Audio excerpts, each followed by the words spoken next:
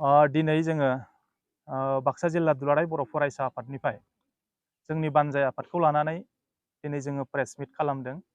Press मिटनि गुबै थांखिया जाहैबाय बाक्सा जिल्ला दुलाराय बर' फरायसा आफादनि 18थि बोसोरसालिया जथुम्माया कुमारिकाटा दखरा एबसुनि बानजायनायाव नैबे गणेशगुरि गेलेग्रा फोथाराव फैगौ 8, 9 आरो 10 डिसेम्बराव जागोन। दा बे बाक्सा जिल्ला दुलाराय बर' फरायसा आफादनि कनफारेन्सजों लोगोसे नोजोर होनो गोनां बाथ्राया जाहैबाय बेवहाय मोननै जिल्ला आफादनि गोदान जिहेतु जिल्ला आफाद दानाय जागोन। दा ओंखायनो बियो मोनसे जारिमिनारि कनफारेन्स जानो थांगासिनो दङ। मानो होनोबा देग्लाय बोसोराव बाक्सा जिल्ला दुलाराय बर' फरायसा आफादा बियो गावस्रानानै जिहेतु जोंहा तामुलपुर जिल्ला मोनसे डिक्लेयार जाबाय आरो बेखौ गभर्नमेन्टआ फोसावबाय। दा ओंखायनो बेवहाय नैबे कनफारेन्सनि गेजेरजों बाक्सा जिल्ला दुलाराय बर' फरायसा आफाद आरो तामुलपुर जिल्ला दुलाराय बर' फरायसा आफाद बे मोननै आफादखौ दानाय जागोन। ओंखायनो बियो मोनसे जारिमिनारि कनफारेन्स जागोन। ओंखायनो बे कनफारेन्सखौ जोङो बानजाय आफाद दाना होनायनि गेजेरजों खोब गाजा गोमजायै खुंफुंनो थाखाय जोङो दिनै साखाफारा जाबाय। दा ओंखायनो जोङो आसा खालामदों नैबे कनफारेन्सखौ मेहेरगोनां आरो ओंथि गोनां खालामनो थाखाय जोंनि नैबे ओनसोलनि साफ्रोमबो बे ओनसोलाव रायजो जानाय बिथांमोना लैहोर लैहोर ओंखारनानै जाहाथे नैबे कनफारेन्सआ ओंथि गोनां जायो बेनि थाखाय हेफाजाब होफैगोन। आरो नैबे कनफारेन्सनि गेजेरजों जोङो माखासे बाथ्राफोरखौ जोङो सावरायनो थाखाय देग्लायनि बोसोराव जोङो थांखि लादों। मानो होनोबा दिनै बिटिआर सुक्ति जाबाय।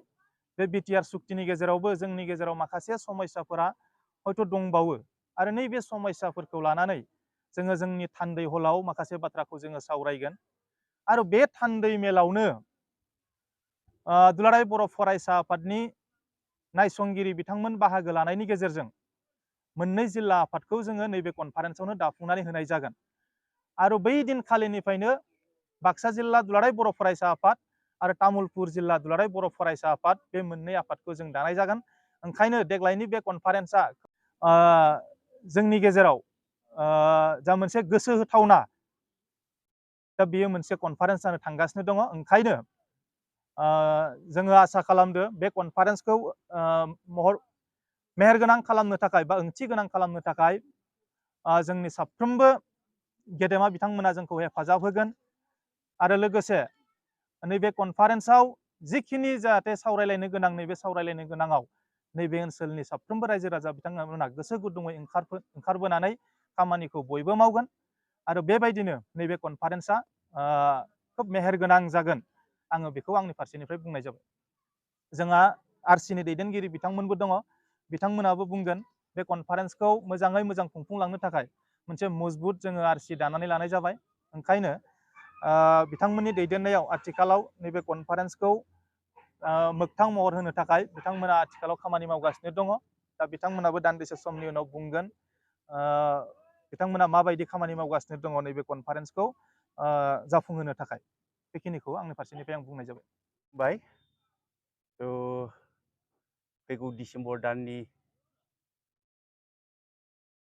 8, 9, 10 सानथामनि हाबाफारि लानानै बाक्सा जिल्ला बर' फरायसा आफादनि एनुवेल कनफारेन्स, बेजों लोगोसे कुमारिकाटा आन्सलिक बर' फरायसा आफादनि 49 डेलिगेट सिटिं, आरोबाव तामुलपुर डिस्ट्रिक्ट मोनसे गोदान मोनसे डिस्ट्रिक्ट बडि दानाय जागोन। आरो बेफोरखौ लाफानानै बे हाबाफारिखौ मोजाङै सालायलांनो थाखाय बाक्सा जिल्ला बर' फरायसा आफाद, कुमारिकाटा आन्सलिक बर' फरायसा आफाद, तामुलपुर डिस्ट्रिक्ट बर' फरायसा आफादनिफ्राय फैनानै जोंखौ दाखालि मोनसे बानजाय आफाद दानानै होदों। आरो बे बानजाय आफाद दाना होनायनि उननिफ्रायनो जों खामानिखौ बोरैहाय मावलांगोन, बोरैहाय बे प्रग्रामखौ साक्सेस खालामनो हागोन, जों सावरायगासिनो दङ। इतिमध्य जोङो प्राय 18 लाख थाखानि मोनसे बाजेट जों बानायनानै लादों। आरो बे 18 लाख थाखाया बहानिफ्राय बोरै फैगोन बेखिनिखौ जोङो प्लेनिं खालामनानै दोनदों। जों आसा खालामो जे जाफुंगोन। बेनिफ्राय जों आरोबाव बाक्सा जिल्ला बर' फरायसा आफाद बिबानगिरि बिथांमोनखौ जों खावलायनो नागिरदों जे जेराव कनफारेन्स जागोन जोंनि कुमारिघाटानि बगाजुलि एरिया बगाजुलियाव जागोन। बगाजुलिया ओरैबायदि मोनसे जायगा जे बेहाय मियादि फाट्टा हा गोनां मानसि जथेस्थ' खम, रिजार्भ एरिया, जथेस्थ' खस्थ'नि गेजेरजों रायजो जानाय मोनसे एरिया।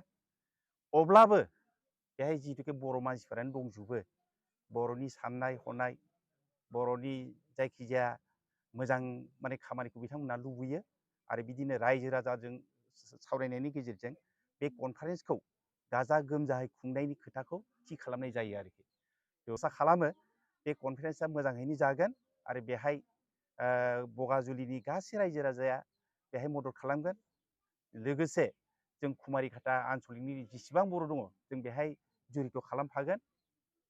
जों आसा खालामगोन डिस्ट्रिक्ट बडिखौ जे मोजां आलासि लाबोनांगौ, बेहाय ओरैबायदि मोनसे हाबाफारि लानांगौ जे मोननै मोनथाम आरोखि। जेरै फार्स्टआव जे फरायनायनि बेलायाव फरायसाफोरखौ एसे गाइड खालामनो हानाय बा फरायसाफोरनि गासै समस्याखौ लानानै मोनसे सेमिनार खालामनांगौ। बेनिफ्राय आबादारिफोरनि थाखाय मोनसे एग्रिकालसार डिपार्टमेन्टनिफ्राय मोजां मानसि लाबोनानै एग्रिकालसारनि सोमोन्दै रायजोफोरखौ जिहेतुके खामानि मावनानै जानाय मानसि गोजा बेहाय जे मोजां मोनसे नलेज होनांगौ आरोखि, सांग्रांथि लाबोनांगौ, एवारनेस लाबोनांगौ एग्रिकालसारखौ जों बोरैहाय डेभेलप खालामलांनो हायो। बेनि अनगायैबो जे जोंहा माखासे खोथा थाबाय जे बे बगाजुलि एरिया गोलैसोनानै थानाय मोनसे एरिया, बेहाय दाबो मोनसेबो लामा पाक्का लामा गैया, सेन्ड ग्रेभेलनि लामा गैया। जिहेतुके फरायसा आफादनि लिडारफोरा पलिटिकेलि एसे जुरित' गोनां मानसिफोर एसे लोब्बा थाफायो, बेखायनो बे बगाजुलि एरियाखौ मोनसे डेभेलप खालामनायनि खोथाफोरखौ जोंनि बर' पलिटिसियानफोरनो खोन्थानांगौ आरोखि। जोंनि खोथाखौथ' जों फिसा फिसा मानसि जाहैबाय, जोंनि खोथाखौथ' बारा मानिया, नाथाय बर' फरायसा आफादनि लिडारफ्रा जुदि बुङोब्ला हयथ' ना खालामनाय नङा। आं माने बगाजुलि एरियाखौ नैबे कनफारेन्सनि जुरियते ना एसे सोलायनायखौ फैगोनखौ सानदों आरो बे कनफारेन्सनि दाराय फरायसाफोरखौ खोब मोजां मोनसे नलेज होलांनो हागोन, सांग्रांथि होलांनो हागोन, आं बेखौ सानदों। गतिके आं बानजा आफादनि सासे बिबानगिरि हिसाबै आं बानजा आफादनि जिखिनि मावनांगौ खामानि दङ आं मावलांनो थाखाय थियारि आरो मोजाङै साक्सेस जालांगोनखौ आं आसा खालामदों आरोखि। गोजोन्थों। थाखाय 22टा साब कमिटि दानाय जादों आरोखि। सासेया सोर जागोन बेखौ जोङो दासिम फरायसा आफादजों सावरायथ'वाखै, हयथ' सावरायसिगोन आरोखि।